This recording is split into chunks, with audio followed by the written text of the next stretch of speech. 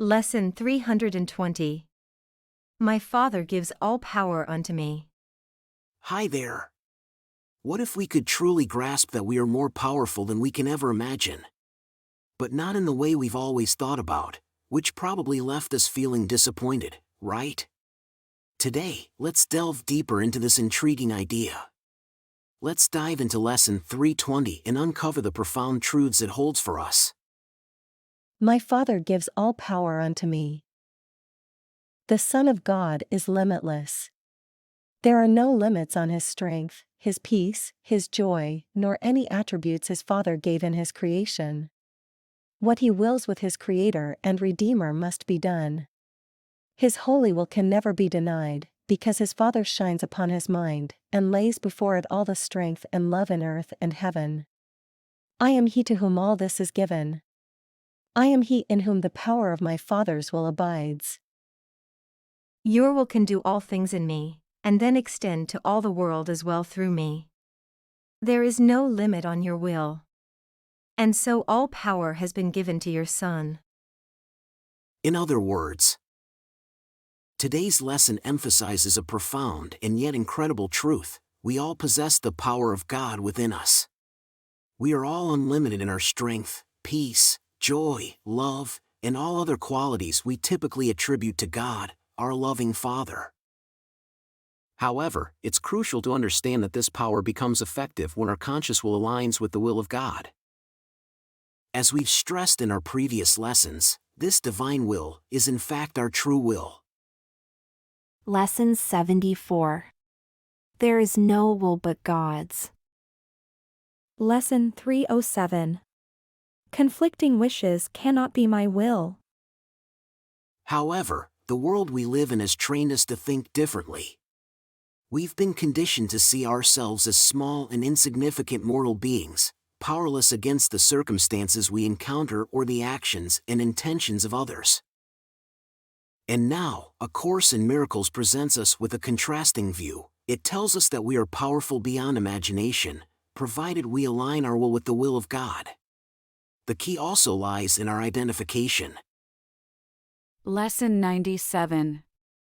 I am Spirit. We are not our bodies, we are Spirit, the Son of God, an idea in the mind of God, and not separate from Him. Our purpose here is to remember this truth and to extend God's love into the world. God's will is to channel His love through us, through our actions, our example, and our lives. That's why all power is given unto us by God. My Father gives all power unto me. A helpful way to understand the concept of God granting us His unlimited power is to think of ourselves as mere channels. The power isn't really ours, is it? The power belongs to God, yet He entrusts all this power to us. We act as conduits, channeling His power and manifesting His will in the world through our daily actions and expressions of love. We might even perform miracles, but we are merely the conduits. The power is not our own. However, this idea may still seem overwhelming and unbelievable. That's because it's not just about intellectually adjusting our identification and aligning our will with God. This process also requires accepting the atonement, a correction of our perception.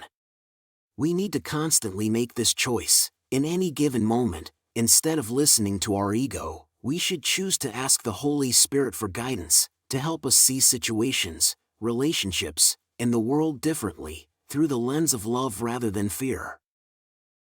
That's our task as miracle workers, to ask to see things differently, and in every situation, extend God's love and God's power. And let's recall what we discussed yesterday. Lesson 319. I came for the salvation of the world. We must not mistake this for arrogance. It is, in fact, humility. To try and oppose the will of God would be the true arrogance. God's will is for us to come for the salvation of the world, to accept the power He grants us for this task, and to extend His love in every situation. Let's truly embrace this lesson today. Take time to meditate on this idea, feel its truth deeply, and embody God's power. Let's ask for guidance in this endeavor. By doing so, we become more powerful than we could have ever imagined. My Father gives all power unto me. My Father gives all power unto me. My Father gives all power unto me. So, are you ready to perform your next miracle? Remember, in the context of this course we're following, a miracle is first and foremost a shift in perception. And while the power is not our own, we are the conduits. It's up to us to choose to be just that. Continue with your practices morning and evening, and remind yourself of today's lesson every hour. If at any point today you feel uncertain or powerless, gently remind yourself with these words. My Father gives all power unto me. You're doing an amazing job in uncovering and embracing your true self. Keep up the great work. See you tomorrow for another powerful lesson, and the introduction to a new section of A Course in Miracles. One final note, today we've concluded the section titled, What is the Last Judgment? If you haven't seen the introduction to this section yet, or if you would like a refresher, just click on the video link that will pop up on your screen shortly.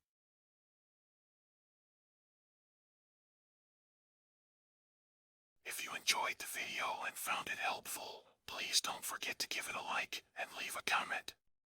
Thanks.